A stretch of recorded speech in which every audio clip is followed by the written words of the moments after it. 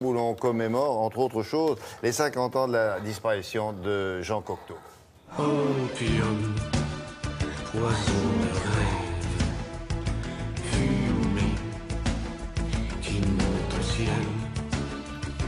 C'est toi qui nous élève au paradis artificiel. Ah ouais. Ça n'a pas très connu, hein? Non, j'ai pas Alors, reconnu, d'ailleurs. Cocteau, j'ai envie de vous dire lequel? Le cinéaste, le peintre, le poète, qu'est-ce qui reste? Le dessinateur, le Monsieur céramiste, l'homme de théâtre. Eh bien, ça va être essentiellement le poète, William, puisque donc, Cocteau nous a quittés le 11 octobre 1963, donc 50 ans exactement. Et donc, le très joli musée des lettres et des manuscrits de Paris, boulevard Saint-Germain, présente une exposition composée de 80% de manuscrits inédits. Alors, manuscrits de Cocteau, donc le poète, donc le côté plutôt professionnel du métier de Cocteau, c'est-à-dire écrire des poèmes, écrire des romans, et en même temps sa correspondance privée. Il y a des lettres absolument extraordinaires qu'on n'avait jamais vues, de lettres donc adressées à Jean Marais. C'est très émouvant parce qu'en fait, un manuscrit de Cocteau, c'est déjà une œuvre d'art, puisque souvent, vous savez, il dessinait, il a fait des autoportraits. Enfin, c'est une relation d'une douceur, d'une tendresse absolument incroyable avec le poète. Et on a eu la chance d'avoir également, dans le reportage, le témoignage de la petite nièce de Jean Cocteau. Oui. Donc, c'était son grand-oncle. C'est Dominique Marny, elle est co-commissaire de l'exposition. Ils sont deux. Le mot n'est pas beau, mais c'est comme ça, co-commissaire. Voilà, vaut mieux le dire co-commissaire. Et donc, elle a connu Jean Cocteau jusqu'à l'âge de 14 ans. Voici donc son témoignage. Regardez, les manuscrits sont très attachants. Regardez. Voilà combien de jours, voilà combien de nuits, voilà combien de temps que tu es reparti. 50 ans.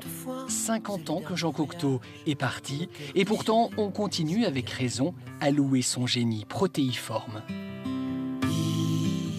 Quand reviendras-tu? Entre Cocteau et la littérature, tout commence par un reflet douloureux Au moins le sais-tu. dans le miroir.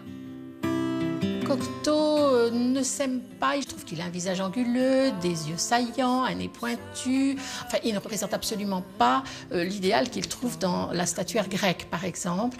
Il s'en rend compte et il décide qu'il va falloir qu'il brille autrement.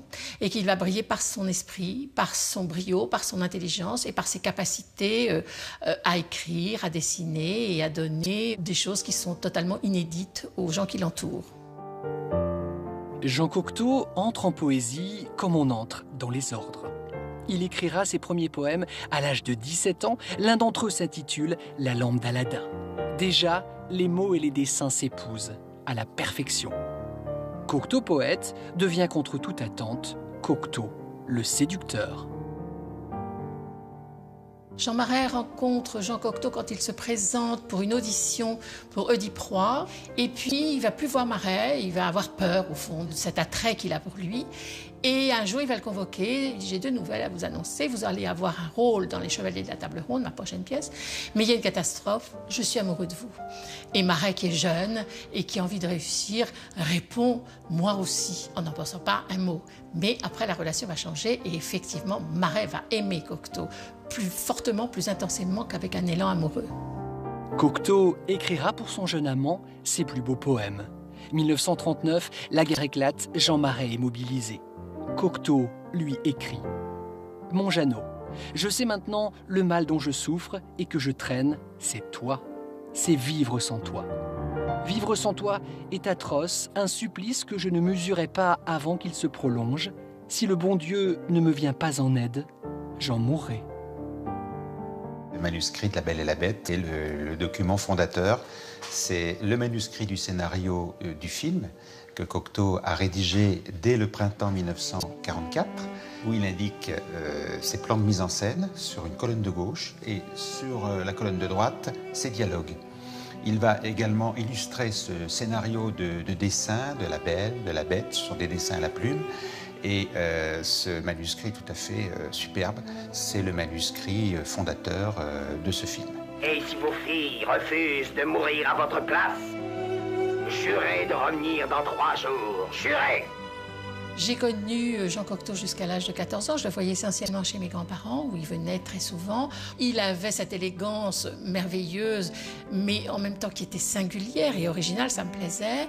Son discours me plaisait aussi, puisque Cocteau, ce qui était important pour lui, c'était la désobéissance. Et au fond, il ne me donnait que des conseils qui allaient dans ce sens-là. Et je les ai suivis quand même. Enfant terriblement doué de la littérature, Cocteau écrivait à Jean Marais « Tout ce qui vient de moi est à toi ». Dans cette exposition, cette fois, tout ce qui vient de lui est à vous, jusqu'au 23 février, au Musée des Lettres et Manuscrits de Paris.